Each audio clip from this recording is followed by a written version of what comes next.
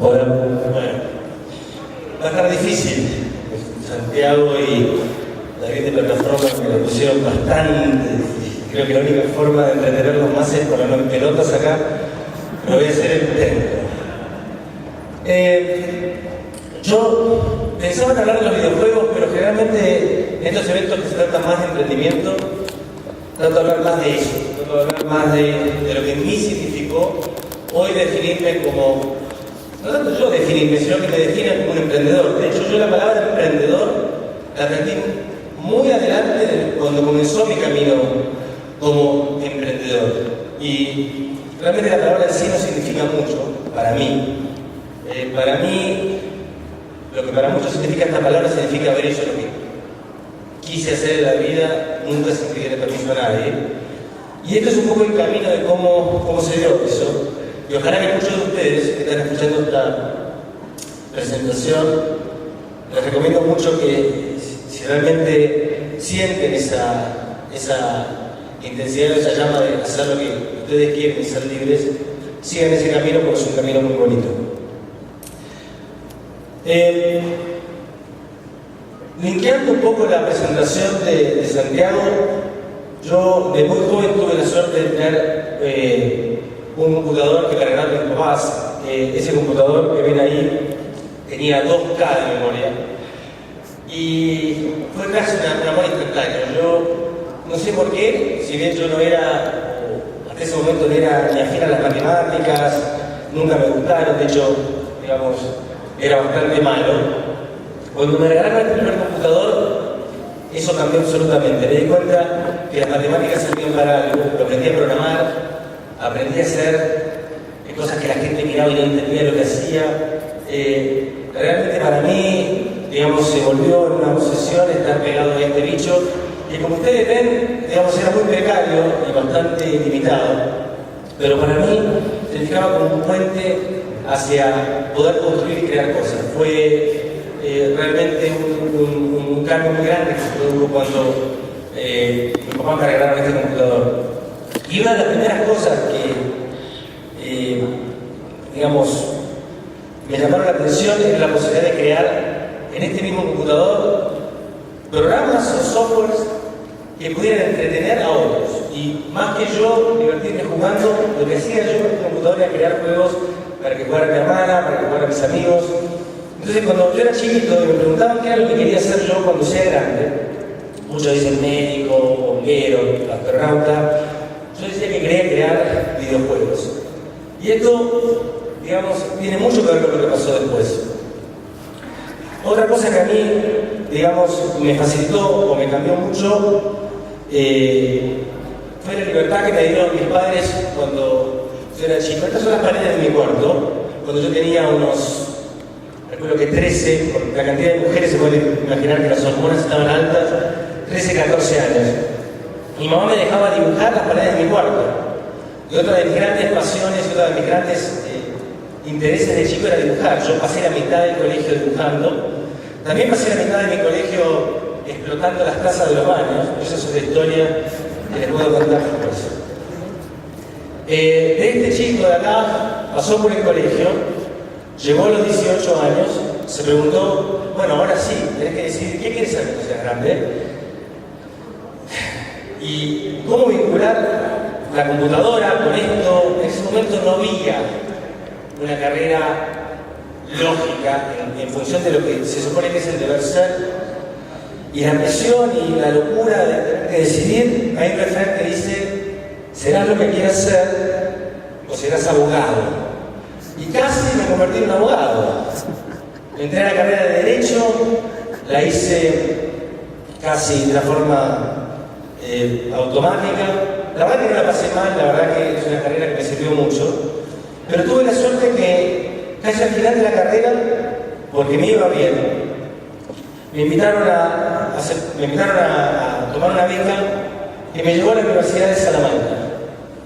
En la Universidad de Salamanca, digamos, yo, de alguna manera, más que lo que aprendí en la misma universidad, me tuve que enfrentar a salir de mi país, a romper un poco los lazos con mis amigos, con mi familia, y enfrentarme a socializar, y al mismo tiempo tratar de ver cómo hacer para poder conectarme con estos lazos que yo había dejado en Argentina. Pensé que era la primera vez que yo salía, y de golpe todavía sos, digamos, una persona joven, relativamente inmadura, y te desconectan de todo tu círculo. Y una de las cosas que más utilicé para conectarme con mi círculo fue la tecnología que estaba emergiendo. Esa tecnología que estaba emergiendo en Internet. Este es el cuarto mío de la universidad con un amigo en el 94. Y la forma en la que accedí a Internet también fue bastante particular, porque, digamos, no había acceso a Internet, entonces me lo tuve que hacer. Y la forma que lo tuve que hacer es conectarme a través del teléfono que nos daban en el dormitorio de la universidad, y literalmente hackear el servidor de los servers de la universidad, de lo que sería el Departamento de Física y Ciencias de la Computación, y crear un túnel para acceder, digamos, al correo electrónico y a todos los servicios que en ese momento había Internet. Empezaba recién la web, estamos hablando del 94, pero sobre todo lo que yo usaba mucho era el correo. Lo que pasó en este dormitorio, más allá de eso de poder yo conectarme con mi familia, lo más importante fue que mi dormitorio se convirtió en probablemente uno de los primeros cibercafés. La gente venía a mi dormitorio, era el único chico en toda la universidad que tenía acceso a Internet, justamente a conectarse y a navegar. Entonces eso, de alguna manera, fue lo que me hizo clic. Y cuando tuve que volver a Argentina, volví obsesionado con una idea. Había decidido que lo que quería hacer, antes que nada, era poder llevar esa tecnología que había conocido en Internet a las masas. Decía, bueno, esto que yo conocí y que la gente de alguna manera aprovechaba, esto mismo tiene que ser algo que tiene que poder masificarse. No puede ser que la gente no conozca y no sepa de esto. Y así mi primer emprendimiento fue Subnet, que fue uno de los primeros ISPs, o proveedores de Internet de Argentina. ¿Cómo llegué a formar Subnet? Y estas fueron las primeras lecciones de cómo comencé a emprender. Primero que nada me obsesioné con la idea, y de alguna manera la hice casi un pensamiento que no me sacaba, digamos, ni a la mañana ni a la noche, me despertaba pensando cómo hacerlo. Y lo empecé a contar, lejos de hacer lo que muchos hacen, de no contar las ideas, yo lo empecé a contar a todo el mundo. Y en un momento, contándole a la persona indicada, una persona se acercó y me ofreció el capital que yo necesitaba para hacerlo. Y así nació Subnet, pude formar mi primer equipo, comprar los servidores, comprar los modems. Recuerdo que uno de los momentos más lindos de esta empresa era sentarme a ver los modems, cómo se prendían. Me quedaba a dormir viendo los racks de modems. Y sobre todo apreciar haber construido algo que la gente le daba básicamente un valor. Había creado algo que la gente valoraba. Y para mí eso también fue una de las cosas más profundas de todo este primer proceso. Una anécdota interesante, para no aburrirlos tanto, fue que mi primer empleado de Subnet, yo lo saqué de mi círculo. Yo me dedicaba mucho a meterme en redes, estaba muy conectado a lo que eran las primeras redes que no eran Internet, que eran lo que era OL. Y era un chico que, de alguna manera, siempre tenía como ideas bastante particulares. Siempre me decía, mira, yo tengo un email de Stanford. Era una persona bastante particular. Y ese chico, un día me llamó a la oficina, fue mi primer empleado, me dice, no voy a poder ir a trabajar. ¿Por qué? Y si quieren saber por qué, cuando termine la presentación, tengan tiempo, googleen Janet Reno y Ardita. Y se van a dar cuenta cómo perdí mi primer empleado en una historia bastante entretenida. Entonces, como digo, una historia bastante más larga, pero si quieren divertirse, googleen eso. Y así fue como perdí mi primer empleado. La compañía, digamos, le fue relativamente bien. Lamentablemente yo no sabía mucho cómo estructurar una compañía en aquel momento. Las personas que pusieron la plata finalmente tenían el control de la compañía, pensaron que Internet había llegado a un pic en el 95 y decidieron venderla.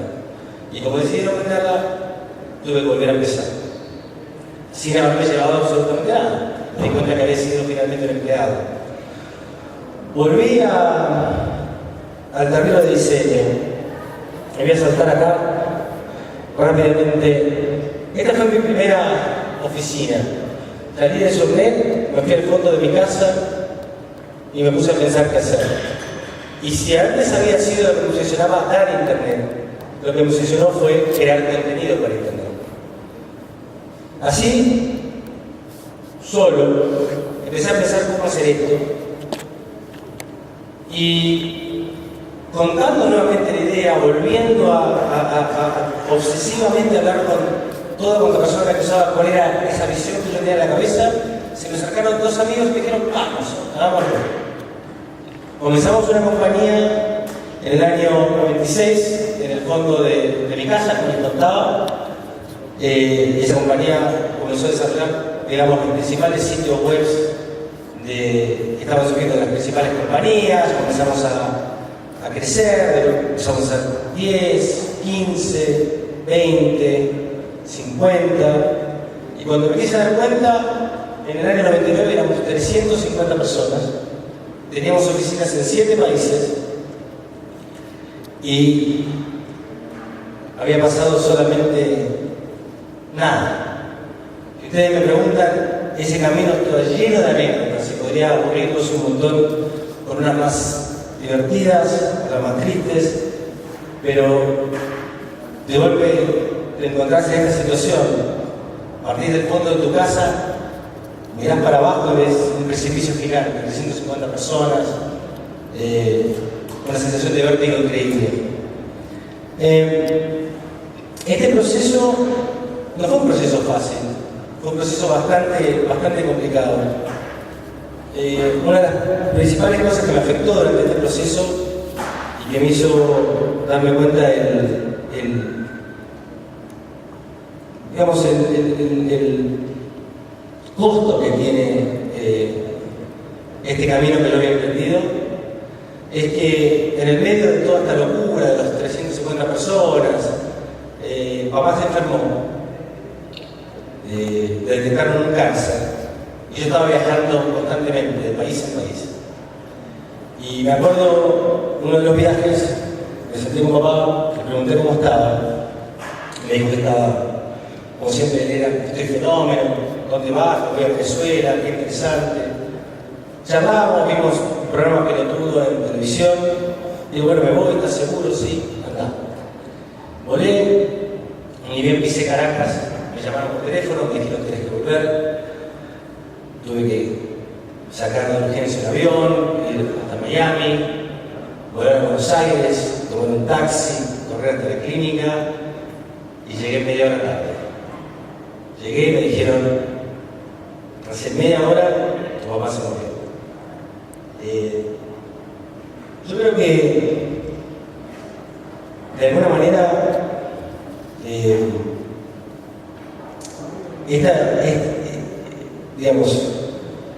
este particular momento fue lo que finalmente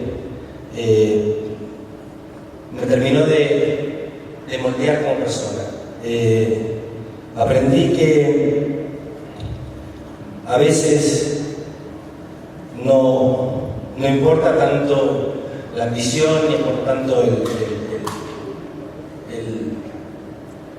esa gran visión, ese gran sueño, esa gran obsesión, que a veces hay que mirar un poco hacia el costado. Pero la vida me tenía reservado todavía algo peor. Y en el 2000 la burbuja de internet reventó, y después de yo haber rechazado ofertas de compra de la compañía por 30 millones una, 64 millones otra, la última, no me acuerdo ni cuánto fue, nosotros creíamos que la compañía valía 100 millones de dólares, la compañía desapareció. De un día para el otro, esa compañía de 350 personas, que le había dedicado tanto, que me hacía sentir tan orgulloso, que había tenido tanto costo en mí, como no haber podido estar esa última media hora con mi padre, desapareció. Y perdí absolutamente todo lo que había hecho.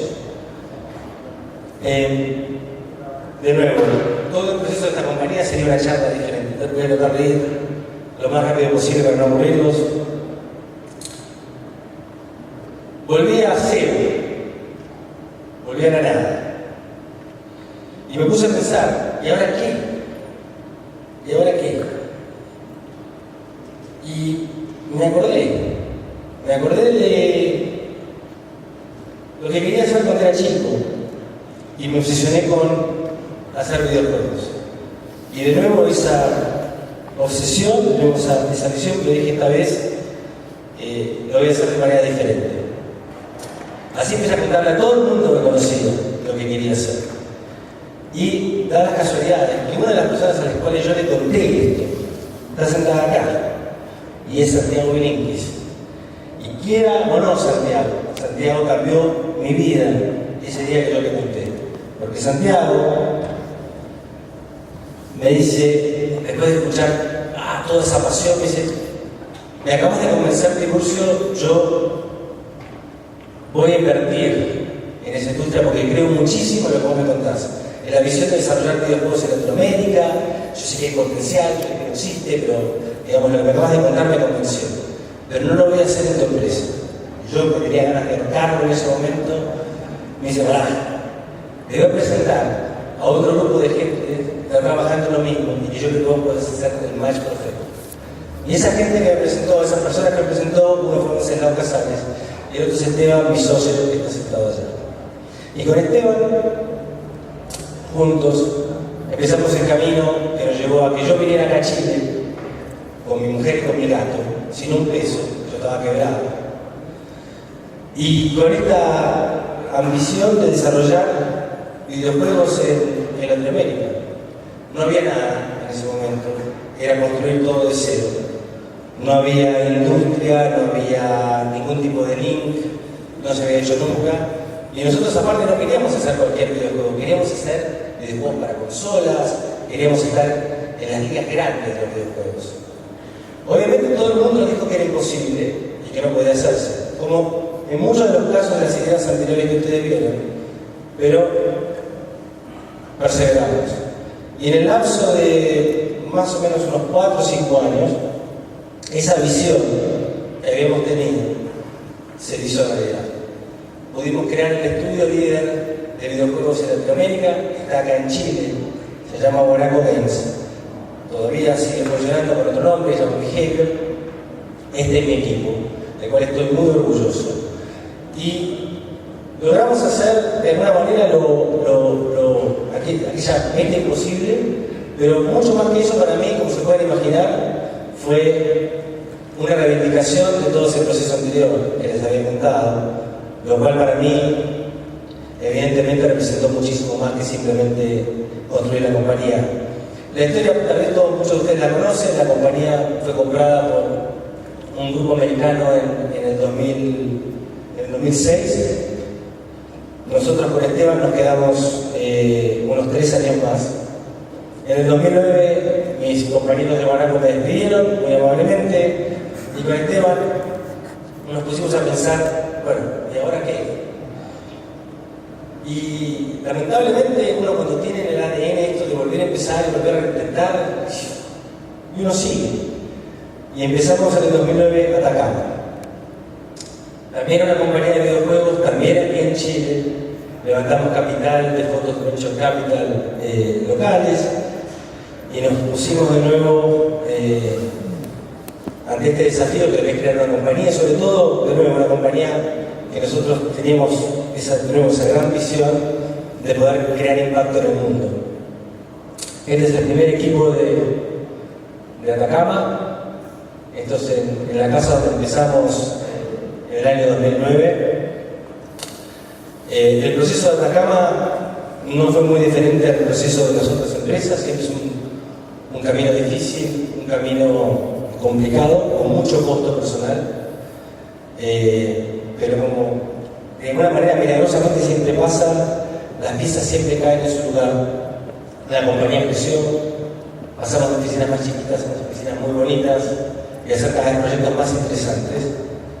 Y hace poquito, el 3 de octubre, la compañía fue comprada por un grupo japonés, el desarrollador de juegos y aplicaciones móviles más grande del mundo, el japonés. Compró una compañía en Chile que hoy tiene 40 personas, y que si todo sale bien, en 2 años van a ser 300 personas.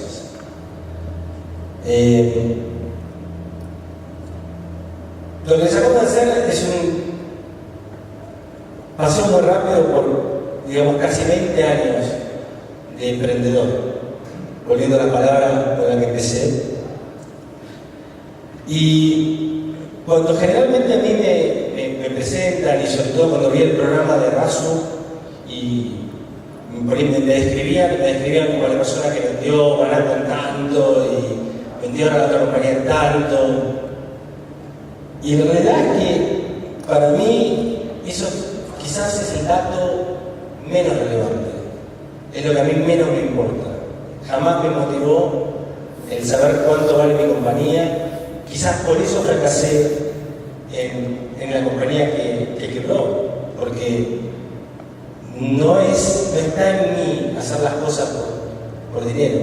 Hay algo más que es lo que te tira, hay algo más que es lo que te impulsa a construir.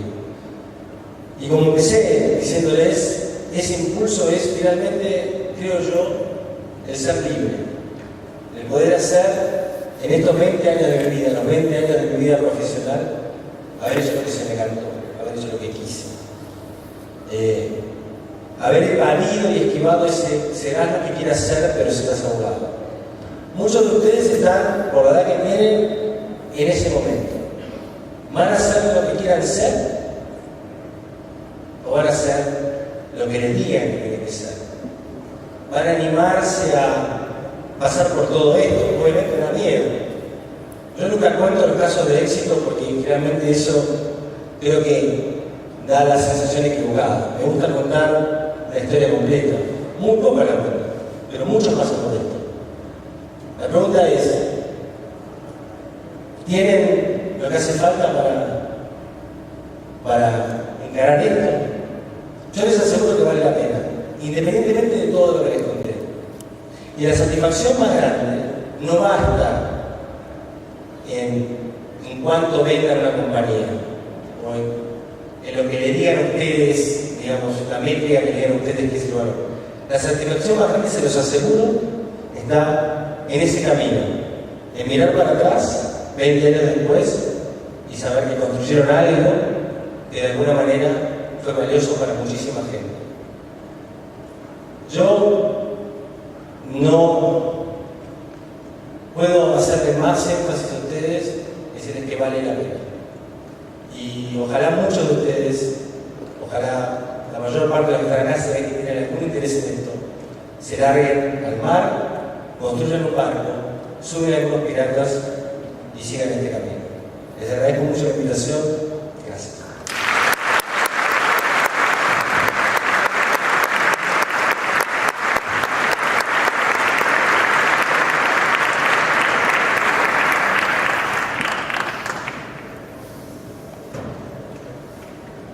Bueno, muchas gracias, Tiburcio.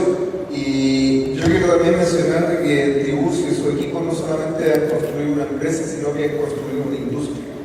Y es una industria que se está construyendo, que es viva, que más jóvenes chilenos, incluso no solo chilenos, Tiburcio es argentino y vino a emprender a Chile.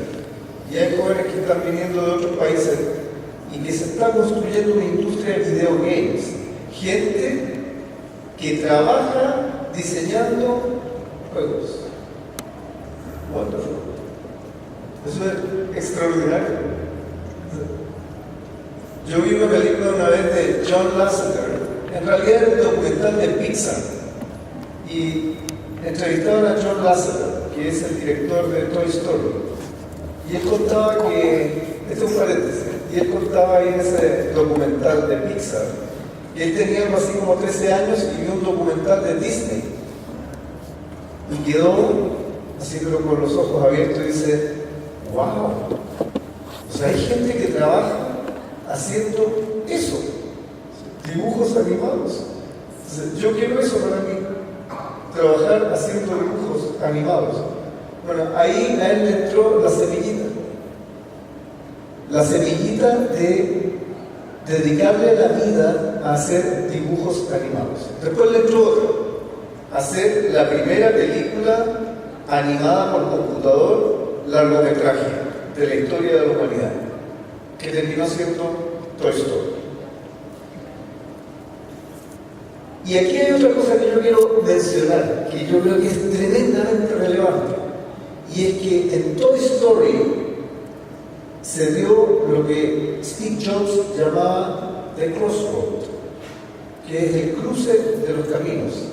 Y Steve Jobs lo presentó cuando hizo la conferencia en Moscone Center de la presentación de iPad 2, y pone una lámina en PowerPoint, bueno, en el keynote, y pone una lámina del cruce de los caminos, así como Hart en Ashbury, ahí en San Francisco.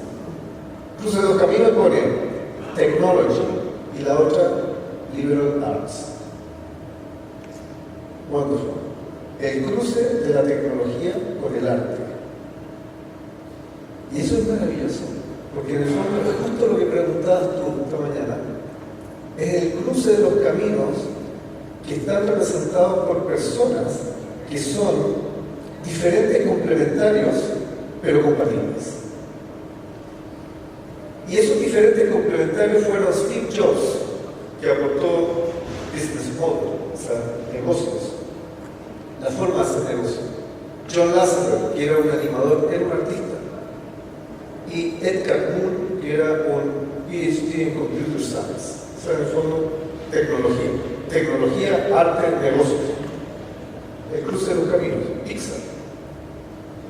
Y la industria de videogames es cruce de caminos, tecnología y arte. Y eso es extraordinario. Y eso está empezando a ocurrir en Chile.